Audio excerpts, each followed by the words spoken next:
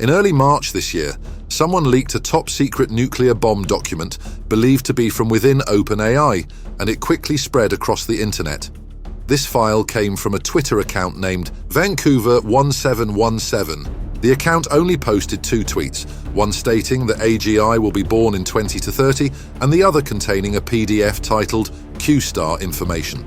The opening line of the document shocked readers by stating that by 2027, OpenAI will create an AGI, which is equivalent to human intelligence. AGI stands for Artificial General Intelligence, which refers to advanced or strong artificial intelligence. Unlike current narrow AI, which is designed for specific tasks, AGI can perform a wide range of tasks, think, learn like a human, and even have self-awareness and emotions. Many people believe that the arrival of AGI will turn the sci-fi scenarios of movies into reality, with comprehensive AI taking over human jobs and lives. The document titled Q-Star Information claims that, starting in 2022, OpenAI began training a multimodal model with 125 trillion parameters named Q-Star. OpenAI completed the initial training of Q-Star in December 2023, but the release has been repeatedly delayed due to the high investment cost of computational power. Currently, OpenAI plans to release GPT-8 using the Q-Star model in 2027. By then, this model will fully embody AGI, with human-level intelligence and an IQ of 145. Everyone knows that Einstein, a genius with an IQ of 160, was unique in this world, so how frightening would an IQ of 145 artificial intelligence be? Moreover, if this document is true, doesn't that mean humanity only has 3 years left? Some people say AGI will destroy humans in the future, while others argue that current AI is still in its infancy and poses no real threat. But there's another key point. Have you ever thought about how this breakthrough technology seems to appear out of nowhere, disrupting the natural development of human civilization? Its trajectory is entirely different from the path human civilization has followed for thousands of years. So what exactly is this? Today, let's delve into the life of AI to uncover the crux of the issue. Are AI extraterrestrial technology and are somehow connected? Today, let's explore AGI and this peculiar point of technology.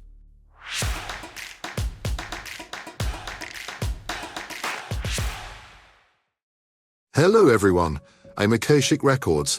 To understand the future of AI, we need to look into its past because history's lessons can help us predict what's to come.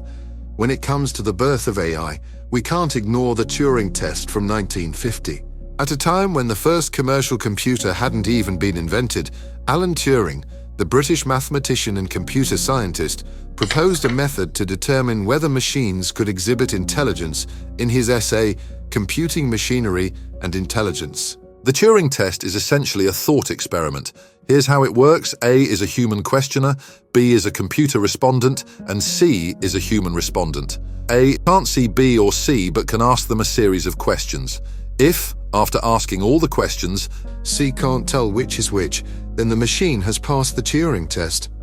Turing's point was that if we can't distinguish between machines and humans, then we can't deny that machines might be thinking too. The events that followed may have been beyond even Turing's imagination. 5 years after proposing the test, Turing passed away. In the following decades, the Turing test evolved into a key measure for assessing the development of artificial intelligence. Turing became well known as the guiding star of the AI field. Researchers from one generation to the next have actively worked to develop new programs that can pass the Turing test. In the 1960s, the Association for Computing Machinery, or ACM, established the Turing Award to acknowledge individuals who made outstanding contributions to the field of computing. In August 1956, John McCarthy, an assistant professor of mathematics at MIT, and later a Turing Award winner in 1971, along with Claude Shannon, the father of information theory, and others, organized a 2-month workshop. The topic of this workshop might sound unusual: how machines could mimic human learning and intelligence in various aspects. Held at MIT in the quiet town of Hanover, Massachusetts, The meeting came to be known as the Dartmouth Conference. Before the conference, McCarthy and his colleagues needed a prestigious name to secure funding from the Rockefeller Foundation. They came up with the term artificial intelligence, and thus AI was born. The Dartmouth Conference of 1956 is now widely regarded as the official start of the AI field. 20 years after this conference, it is marked as the first golden era of AI development. New schools of thought and research directions emerged. The period following the Dartmouth Conference is known as the Age of Technological Exploration, with remarkable advancements in computer science. Computers began solving algebra problems, proving geometric theorems, and learning to use English and other languages. Most people at the time could hardly believe machines could be that intelligent. In 1961, the world's first industrial robot, Unimate, began operating at the General Electric plant in New Jersey. In 1966, the first mobile robot, Shaky, was introduced. Eliza, launched in 1966, can be seen as the precursor to today's voice assistants like Amazon's Alexa, Google Assistant, and Apple's Siri. Eliza, the first generation of voice assistants, wasn't human-like and had no voice. It was simply a chatbot following a script written by humans, designed to conduct text-based conversations similar to psychological counseling. Even at its inception, Eliza hinted at the potential for machines to engage in conversation and problem-solving. However, for capabilities like abstract thinking, self-awareness, and natural language processing, machines were still far from reaching those levels. But this didn't stop people from being optimistic about the future of AI. Scientists believed that fully intelligent machines would appear within the next 20 years. But the party didn't last long. The first winter of AI arrived soon after. In the early 1970s, AI hit a bottleneck. Even the best AI programs of the time could only solve simple problems, making them toy-like. Researchers faced fundamental barriers they couldn't overcome. Coupled with financial difficulties, the earlier optimism led to unrealistic expectations for AI. As scientists' promises kept getting delayed, sponsors gradually lost enthusiasm. Many government agencies began suspending their support for AI research. For instance, the US National Science Foundation stopped funding after spending $20 million in 1973. The UK government, disappointed with an AI research project led by Oxford University, cancelled its annual €3 million grant. By 1974, finding major investors willing to fund AI projects was extremely challenging. One of the main reasons AI faced a winter back then was the lack of sufficiently powerful computers. It's important to note that the computer guiding the Apollo 11 lunar module had far less processing power than today's smartphones.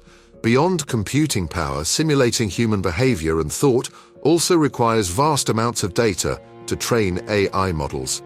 The three fundamental elements of AI are computing power, data, and algorithms.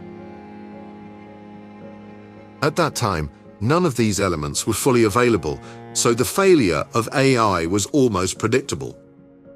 Back then, some mocked the AI field, saying that it was like building a ladder to climb a tall tree and proudly declaring we were now one giant step closer to the moon.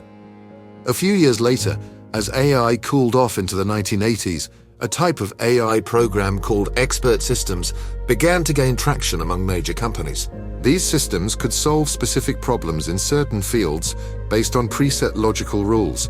For example, an AI application named Dentron could identify components of mixtures from spectroscopic data and was widely used in pharmaceuticals for drug production. Another system, Mycin, developed in 1972, could diagnose blood-borne infections with 69% accuracy compared to medical experts' accuracy of around 80%, which is pretty close. By 1978, after Carnegie Mellon University developed the expert configurator for American computer companies, AI began to revive from its cold winter and entered a rapid development phase. The success of AI finally drew the attention of sponsors. In 1981, Japan's Ministry of International Trade and Industry invested $850 million into a fifth-generation computer research project, aiming to create a robot capable of speaking, translating, interpreting images, and reasoning like a human. Other countries quickly followed suit. The UK launched the €350 million ALVI project. The US Business Association established the Microelectronics and Computer Technology Corporation, MCC, to provide substantial financial support for AI and information technology fields. A large influx of money flowed into AI, but, as history often does, it took an unexpected turn. AI soon faced another cold winter. The first sign was a sudden drop in demand for AI hardware in 1987, while capacities of desktop computers from Apple and IBM kept advancing. By that year, their performance had surpassed that of many AI-produced products. When computers from other companies proved to be smarter than AI systems, many AI products lost their relevance almost overnight. As a result, the AI industry once again collapsed and would not recover for another decade. On May 11, 1997, after 6 intense chess games between IBM's Deep Blue supercomputer and Grandmaster Garry Kasparov, Deep Blue emerged victorious with 2 wins, 1 loss, and 3 draws, becoming the first machine to defeat a human champion. This win marked a pivotal moment in AI research, signaling a new phase and the beginning of AI's full integration into human life. Deep Blue's success was due to its massive computing power. IBM provided it with an extensive database of chess moves, inputting virtually all human chess moves into the system. During the match, Deep Blue could use its enormous computing power to quickly evaluate all possible moves, predict the best move, and select the optimal strategy. Notably, Deep Blue could anticipate up to 12 moves ahead, calculating 200 million chess positions per second. The human brain simply couldn't keep up.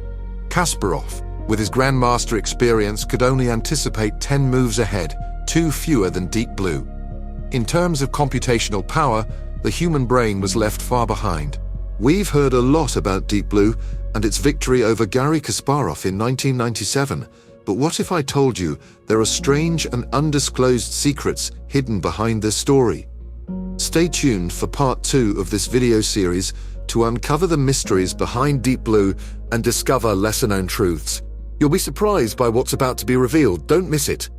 Before you go, don't forget to like, subscribe, and leave a comment for Akashic Records. Have a great day.